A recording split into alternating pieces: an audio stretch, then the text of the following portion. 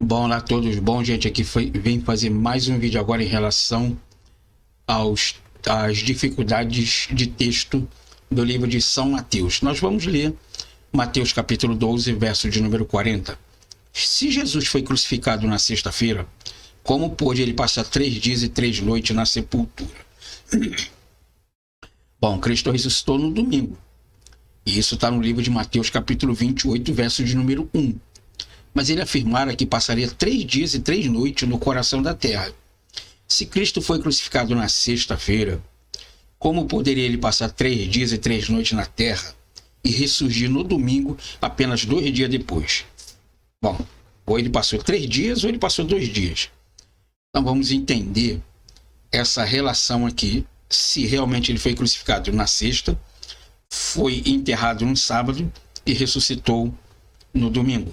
Bom, alguns eruditos creem que Jesus permaneceu na sepultura o período completo de 3 dias e 3 noites. Isso aqui é uma suposição de muitos eruditos, tá bom?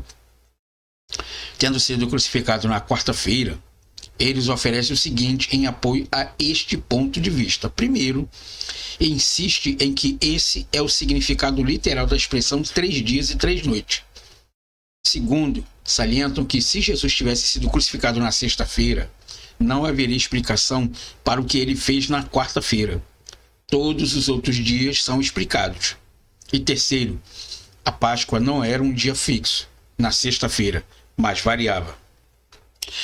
Outros acreditam que, a maioria dos eruditos bíblicos, acreditam que Jesus foi crucificado na sexta-feira e consideram que a expressão 3 dias e 3 noites é uma figura de linguagem hebraica que se referia a uma parte desse período.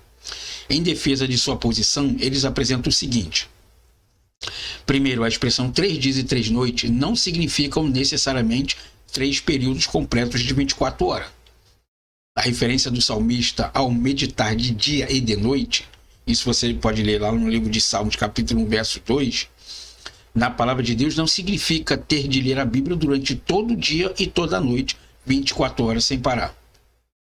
Segundo está claro no livro de Esther que a expressão 3 dias e 3 noites não tem um sentido de 72 horas, pois embora eles tenham jejuado por 3 dias e 3 noites, você pode ver lá no livro de Esther, capítulo 4, verso de número 16, que foi o tempo desde que começaram com o jejum até o momento em que Esther se apresentou perante o rei. A passagem afirma que Esther apareceu diante do rei ao terceiro dia. Isso você pode ler lá no livro de Esther, capítulo 5, verso de número 1. Se eles começaram o jejum na sexta-feira, então o terceiro dia seria domingo.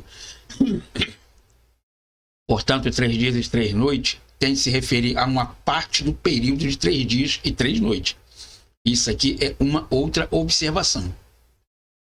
Terceiro, Jesus empregou a expressão no terceiro dia para descrever o tempo de sua ressurreição, depois da crucificação.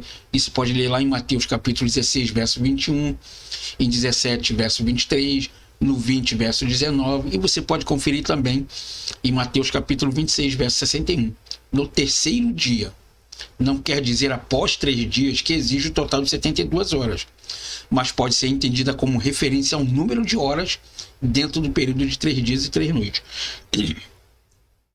Uma quarta posição que se encaixa melhor com a ordem cronológica dos eventos, tal como registrada em Marcos, capítulo 14, verso 1, bem como com o fato de ter Jesus morrido no dia da Páscoa, na sexta-feira, para cumprir com as condições de que o nosso Cordeiro Pascual, isso está lá em Coríntios capítulo 5, verso 7, e em Levítico capítulo 23, do verso 5 ao 15, as duas posições anteriores podem ser comparadas como se segue, tá?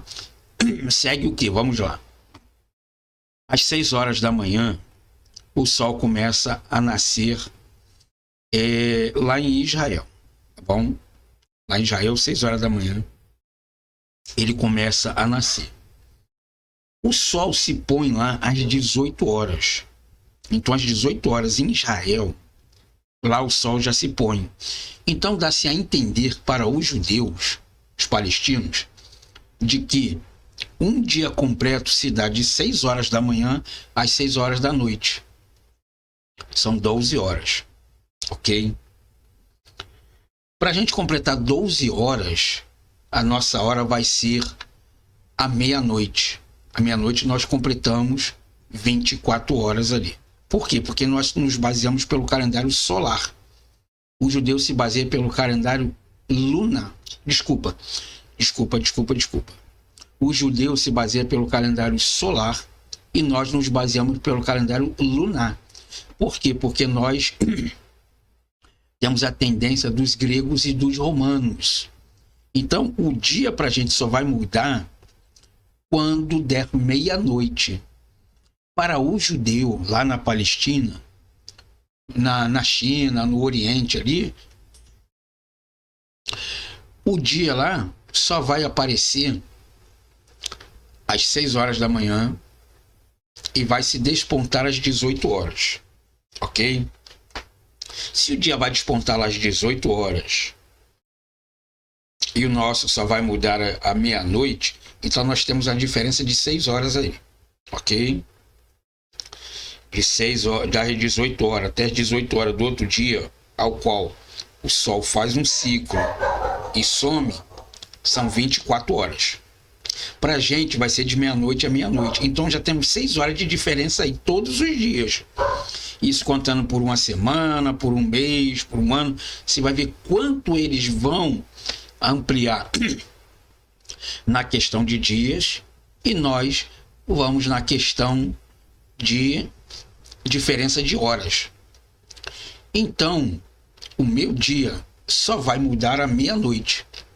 O do judeu muda às 18 horas. Então, eles estão 6 horas à frente de mim. Então, na verdade, na sexta-feira, às 18 horas, já é sábado. O meu sábado só vai ser à meia-noite. Chegou à meia-noite e 1 da sexta-feira, já é sábado para mim. Para o judeu, já começa às 18 horas. Entendeu? Então, tem esse impasse dessa diferença de meses ali, de horas, de dias, tá bom? Então tem essa questão aí, ok? Então, quando diz ali sexta, sábado e domingo, sexta-feira para o judeu às 18 horas já é sábado, já é outro dia. Para mim, o sábado só vai ser depois de meia-noite. Então, para mim, continua sendo sexta-feira, para o judeu já é o sábado. Então, por isso que há essa diferença daí. O domingo, para mim, vai ser meia-noite e 1 do sábado.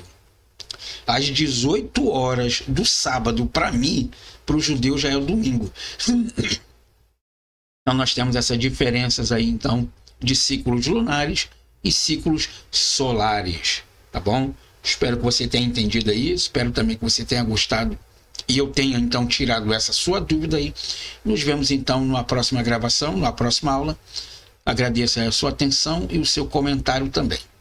Ok? Nos vemos, então, na próxima aula.